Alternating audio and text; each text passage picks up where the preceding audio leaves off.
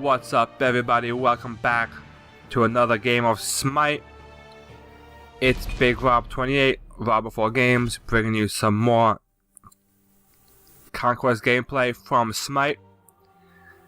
For this match, I'll be playing Agni, the Hindu god of fire. He is one of my main characters and was one of the first characters I really practiced with, besides Naja or Isis. So quickly I see everybody picks lanes. Some people go left, some people go right, which leaves me playing mid. I'm fine with playing mid. So for mid, I would either do Agni or I would do Isis. I decided to rock some Agni just so I can get some more worshippers with Agni. Worshippers is a new thing they added in a patch a while back, and if you look over under my name, there's the beta level and now there's the mastery level. Basically, when you get 100 worshippers with one god, you get a god rank with that god, and every god that you get at least god rank 1 in, you get a mastery level. So I have a mastery level of 2 because I have rank 1 with Naja and rank 1 with Isis. So I'm gonna start to work with Agni, and I like to rock out the incinerator skin. I might put up a new gameplay with Agni later on, just because they did finally change Agni's visual effects. For some reason, in his volcanic skin, they changed it, but they never changed it for incinerator. And now he actually does shoot blue flames, blue meteors, blue flame dashes. But I'll explain his ability sets and everything as we go on. Now, Agni is considered one of the better mid mages to play because his ability set is quite versatile. He can push the waves really fast, and he can do a lot of damage in a short time. So you'll see a lot of times in competitive play, people will pick Agni as a mid. Agni, Poseidon, those type of mages usually go mid. So I like to start off with my 2, the Flame Wave. Flame Wave basically shoots out a big burst of fire directly in front of me in a big block. It's the most damaging move of the 1, 2, and 3, and also helped me to clear waves. So here I'm trying a different setup. Usually I would go Vampiric Shroud, Boost of the Magi, 1 potion. But lately I've been feeling that maybe mix it up and try not to use the Shroud, just because I don't feel like I get as much out of it as I would if I bought more potions.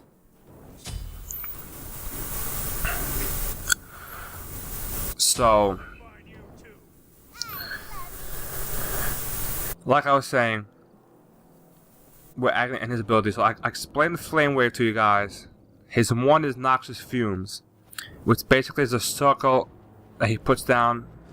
It's an AoE circle that just does slow damage to everybody who's inside it. The key thing with his 1 is that the fumes are flammable. So if you hit the fumes with any of your other abilities, 2, 3, or 4, you'll ignite the fumes, causing more damage and a stun. That's a key mechanic when playing as Agni, and you guys will see it throughout this match. So here we're just killing one of the jungle camps. It's always good to at least kill 1 camp, either kill the fury camps, or if you have enough people. Here this Cupid screws up and accidentally moves too far back and resets the camp. So that was pretty much a waste. And because of that, now I'm behind in XP because my wave's almost done the enemy team took out Jabalanque mid, which is quite interesting actually, because when I look at the team composition, they have Isis and Neith that are both more popular mids than Jabalanque. But apparently my right lane is getting destroyed because Hercules just died a minute into the match. And now I'm behind in my lane. I'm going to push by this Jabalanque. So there you see the noxious fumes. It's a go up clear waves, and that plus the flame wave does some great damage. His 3 is Path of Flames, and you basically will dash forward, leaving a Path of Fire behind you that burns anything inside it. It also works with your 1 and being able to set your 1 on fire as you run through it for the stun. Like so. I find it better to do your 1 into your 3 than the 2. You can do your 1 and then fire the flame wave into it, but if you do your 1, dash into it so you get the stun off, and then do your 2 for more damage.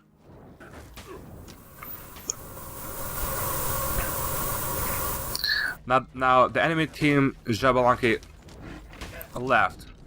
So what I'm gonna do, I'm gonna burn through this wave as fast as I can just to push my lane up a little bit more. And that way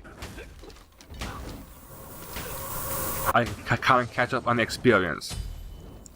So now I'm level 5 and I got my ultimate, which is Rain of Fire.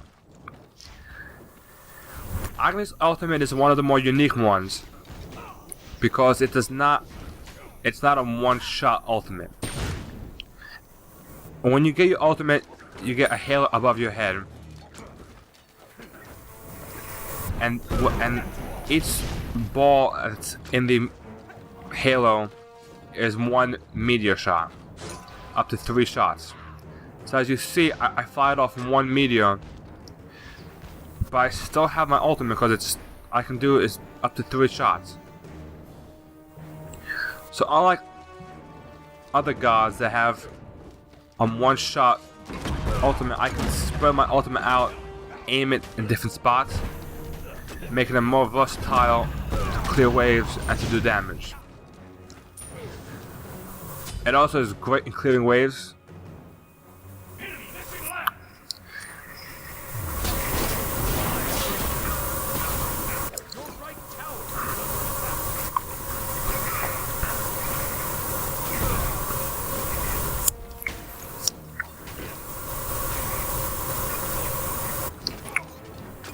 So right now I ran out of all my potions.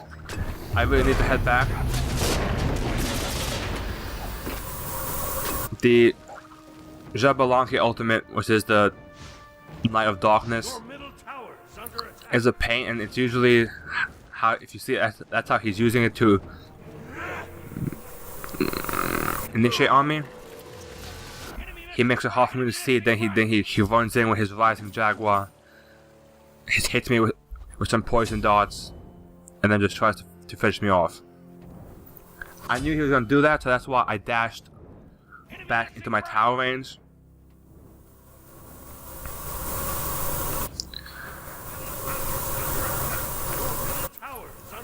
We see that Jabalanque is missing.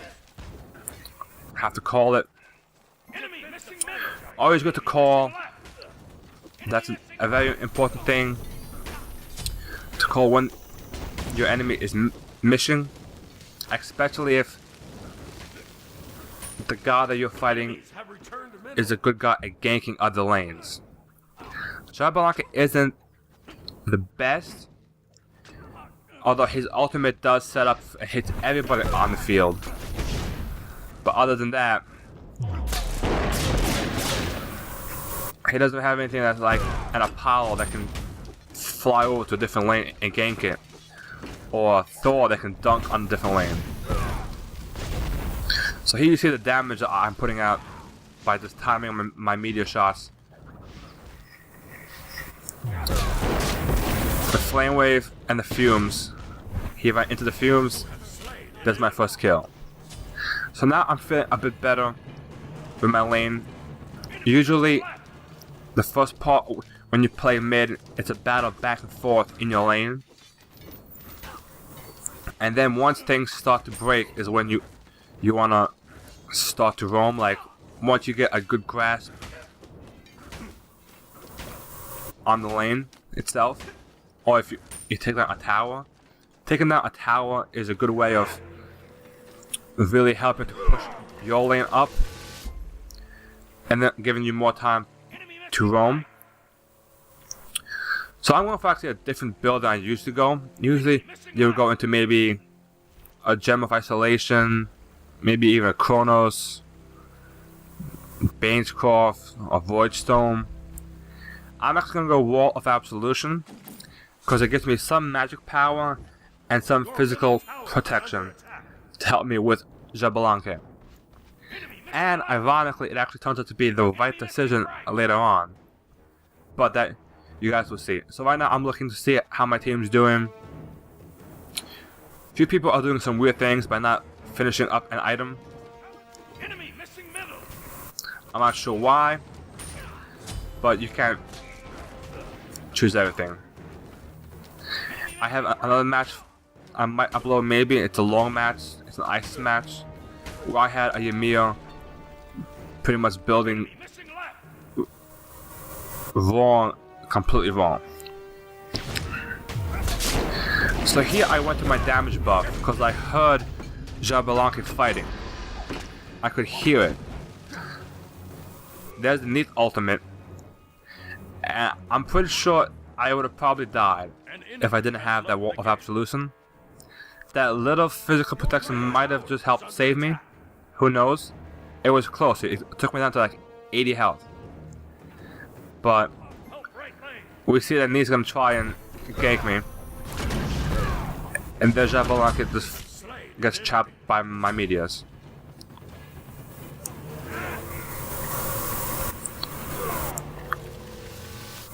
Build up some more physical protection.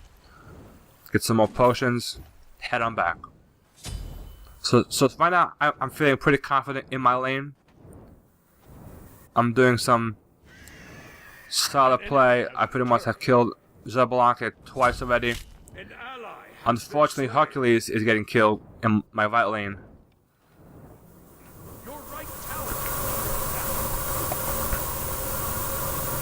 Hercules is gonna complain, but I'm gonna help them out here. Fumes, dash, flame wave, meteor, and double kill. Double kill, minions gone. My lane is taken care of.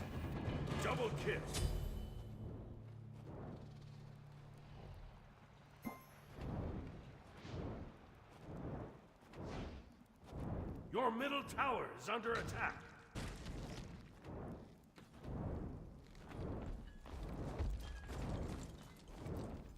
So that was a good solid gank on my part. Helped in my right lane. Now I see that Xbalanque is trying to help him push. Now that I wasn't here. I'm not sure if he called missing that I wasn't in my lane. Because they didn't seem to know what was going on. Here I'm just trying to blindly fire meteors. Hopefully to hit him. The good thing with meteors is that you can chase people with meteors, and if you're close enough, you can shoot it ahead of them so they run into it. So here I'm trying to cut off Xbalanque, but luckily my Hercules does get the kill, which is good because he was falling behind in his lane, so he definitely needed the experience when it came to getting a kill. So I hear the Neath ultimate. I'm not sure if it's not aimed at me. And there's the Neath. And a Sobek right behind me. Sobek unfortunately pulled me into a stun. And I'm dead.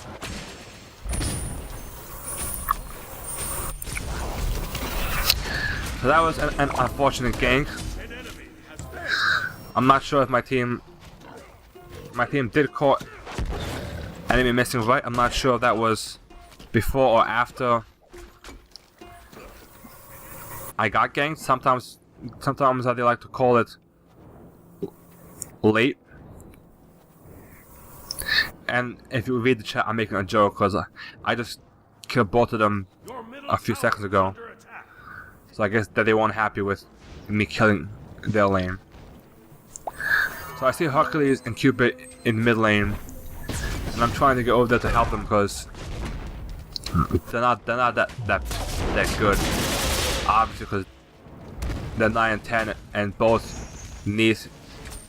I think Sobek's 11 too.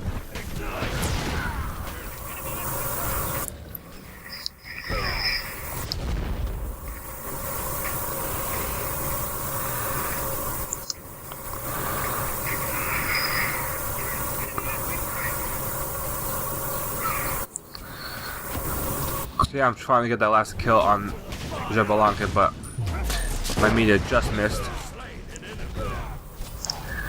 But we managed to push them back a little bit back. I'm not sure what Ares is doing. Though I do a flame wave. You have been slain. We gotta run. I hear Sobek. Sobek's coming. Sobek plus the Neith ultimate. Enemy missing middle. Another death by those two. And that's proven to be kind of a nuisance. So here I'm trying to figure out what I should buy as my next item. Still debating.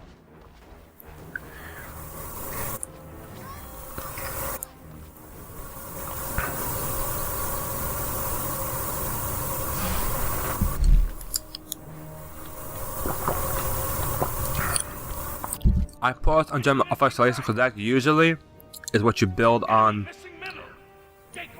Agni. The fumes will basically cause a slow.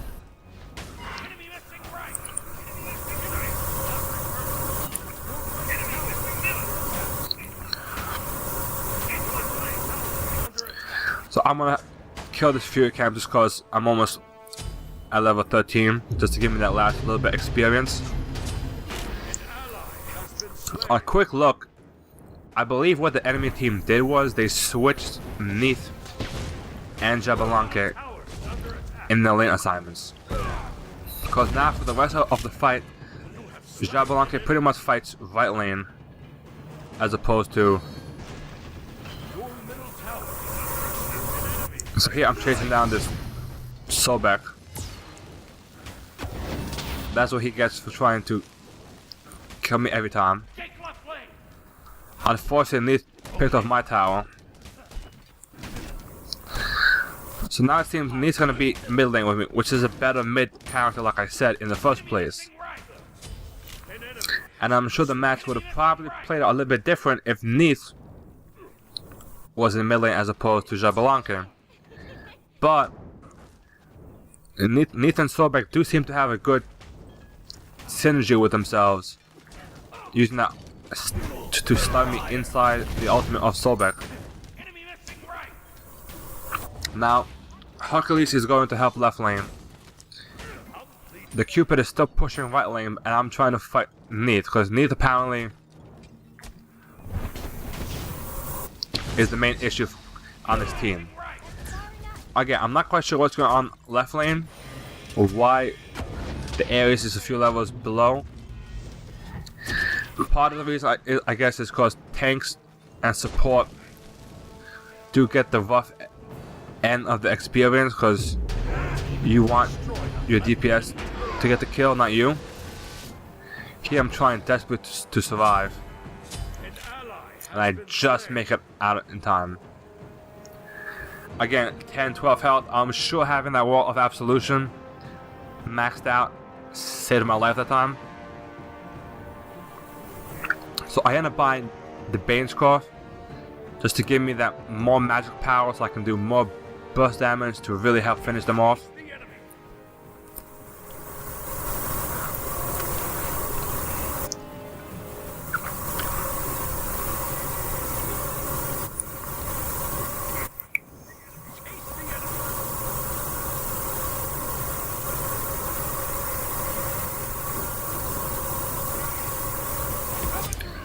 So I see the Jabberwocky in the right lane, but then he kind of disappeared, and I crossed over the weave, and I was a bit wary about that because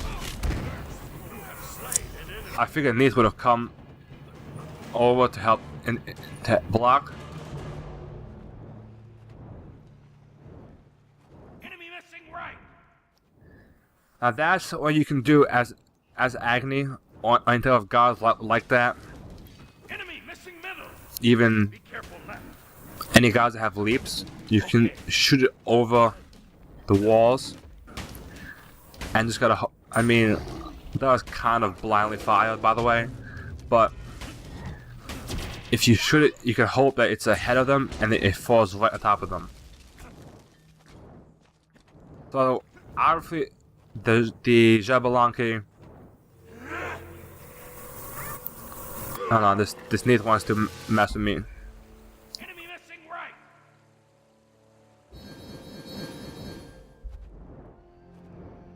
So I'm heading back just because I took some good damage. That Neith is going to be a major issue.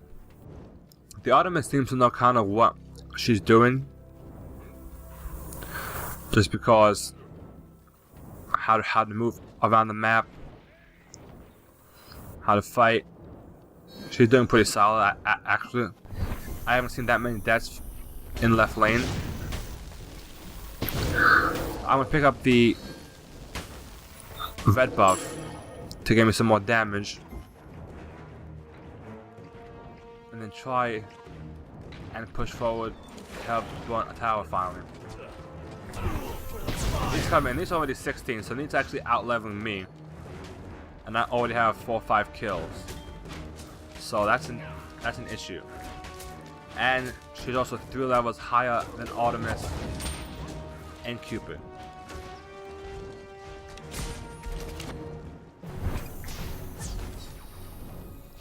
Enemy missing right.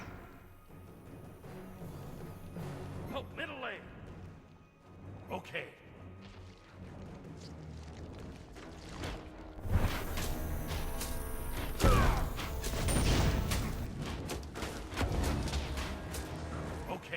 That was a bad meteor shot. I was trying.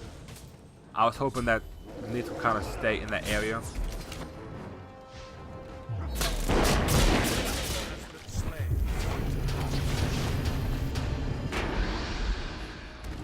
Jabberwocky came. Actually, he just walked in and he's already down to half health. He's not an issue. But the Sobek came. And that's gonna be a problem. And again, Sobek and Neith. An ally has been slain. Killed me again. So that's I'm gonna buy an Aegis amulet just to try and help me. So quick math. See, I'm 7-3. Neith is 5-1. Sobek is 4-3. Isis hasn't done anything. I haven't even seen Isis. Famous 0-3, so he's level 8, but he left, so he's not doing anything. And Jabberwocky is like 1-5 or something. So obviously, the team comes down to Neith and Sobek are the only ones that are actually an issue in fighting.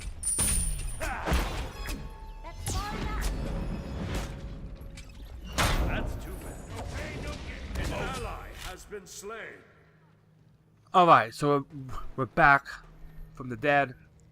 The Ares got an unfortunate death, but that man levels behind, that outnumbered. There was nothing that he could really do.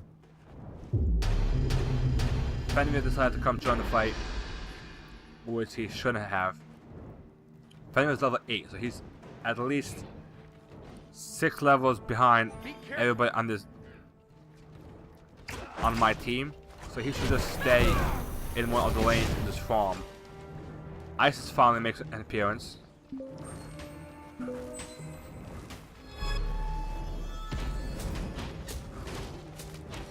Haven't seen Isis in this entire match yet, but we'll see what she's capable of doing.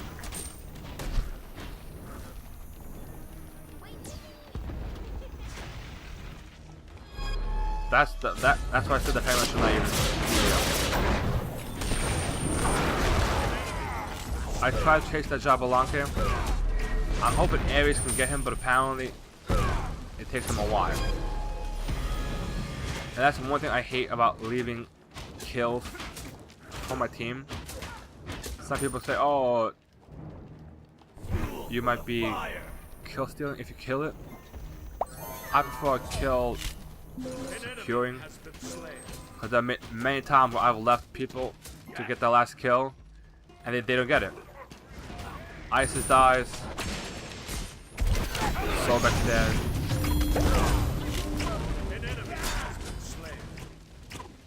So that was a good matchup for us. We took down almost, I think, everybody except Neith. And got one tower.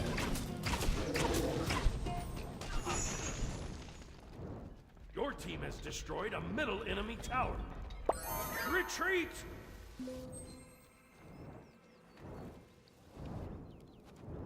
So I'm gonna head back, grab another red buff. I figure I should get the red buff just cause I'm doing the most damage, really.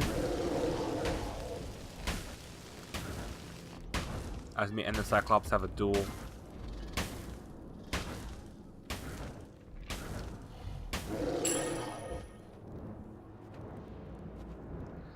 This Fenrir was just in the wrong place in the wrong time. I don't know what he was thinking. A, he shouldn't be this far in the jungle by himself. B, if he sees the enemy's team lead score in kills and one of the highest levels, like I was 8-3 at the time, and so that means that I'm 9 levels higher than him. He shouldn't fight me. He should just quickly, automatically run for his life. Granted, he was kind of stuck there between the fumes, the dash, the stun, the flame wave. He probably wouldn't have gotten away, but to rush in and try and brutalize me and think, oh, well, I'm Fenrir, I can do some massive burst damage. No. No. Not the amount of damage that I'm doing, plus the fact that I did build Wall of Absolution to help me with Neith and Jabalanque. So just an added bonus to Fenrir that could be an issue, but this Fenrir is way behind. Be careful left. I don't know how the Fenrir kill Artemis. That's embarrassing. I'm gonna assume he has some help. It looks like maybe the Isis.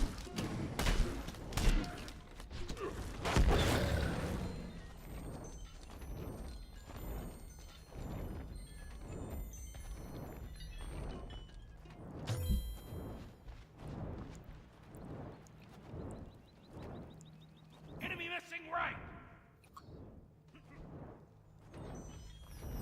And of course, whenever it's too quiet, you always get those two.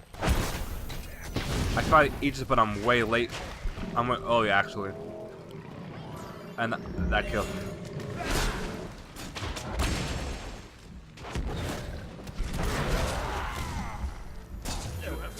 That was partially my fault. I gotta work on timing my Aegis. I'm never really that good at it. That's one thing I have to really work on as a player, is to know when to Aegis exactly. So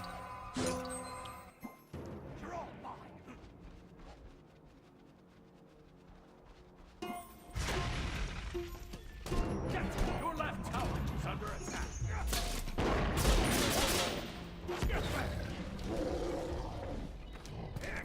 So if you read the chat, me and Artemis are having a discussion.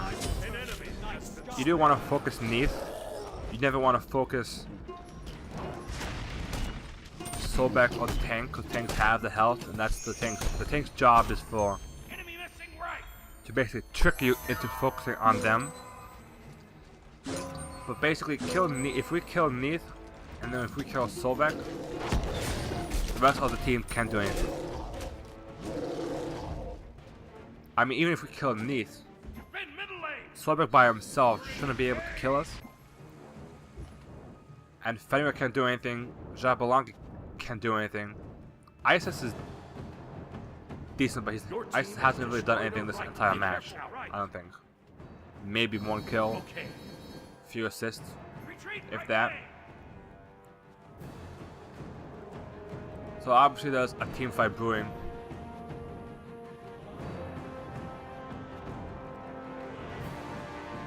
I'm trying to run over. Neath's down, which is a good thing for us.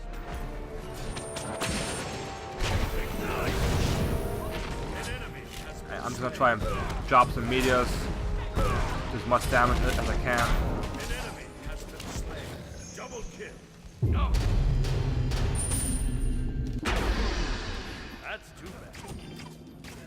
I don't know. The Solbeck's kind of like. First off, this Jabalanka back here, I don't know what he's doing.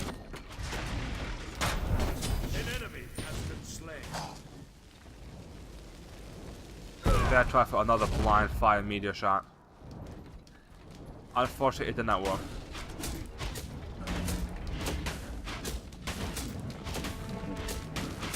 Be right back. So we'll just try and push this lane up.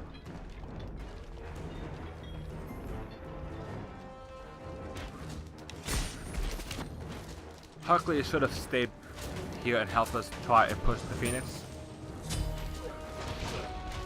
But, no biggie.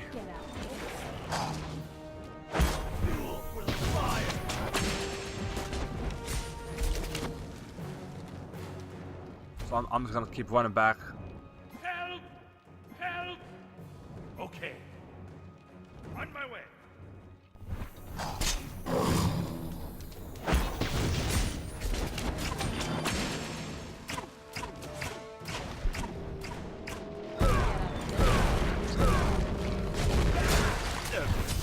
That Solbeck dove pretty hard.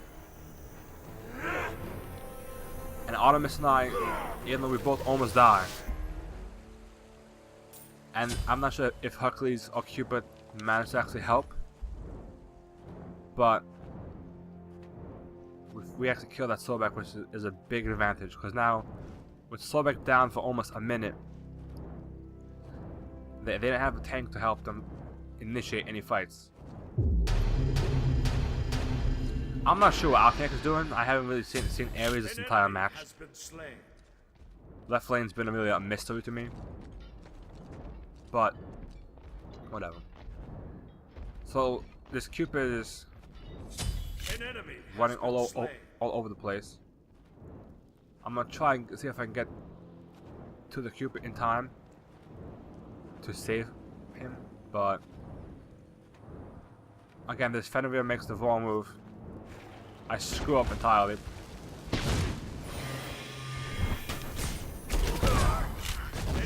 Fenrir needs to learn. This is not just for Fenrir, but for people in these situations. Attack, fire giant. If you are under level, don't dive that hard. Don't chase that hard. Stay with your team that can help you. There's no reason for you to chase that kill. I know it looks like it's an easy kill, but if you don't get it fast enough, the enemy team will rotate on you, and you'll die. And then it's not worth it. So here we grab the fire giant buff. Be right back. Attack the Gulf Fury. I was debating moving to go attack the Gulf Fury, but I'm like, I'm at low health. Let me just heal up fast. As you guys see, I did max out Gem of Isolation. Anything to help slow the team down and make it easier so that we don't have to chase them as hard. Okay. So now we're gonna make the final push to try and win this game. Usually when you get the fire giant buff, that's usually a good sign that you're gonna try and push to win the game. Attack middle lane.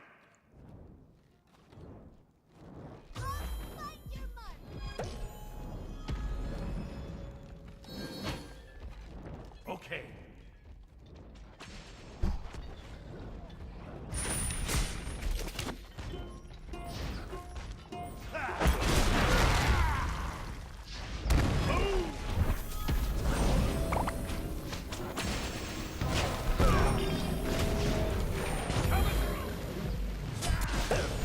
An enemy has been slain.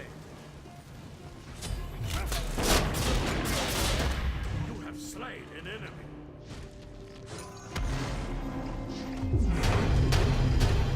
Your team has destroyed a middle enemy tower. She is dead before. An enemy has been slain. So after a decent push, the enemy team finally agreed to surrender. Been slain. It was a pretty decisive victory once we killed Neat and Sobek. It was a solid gameplay by Agni.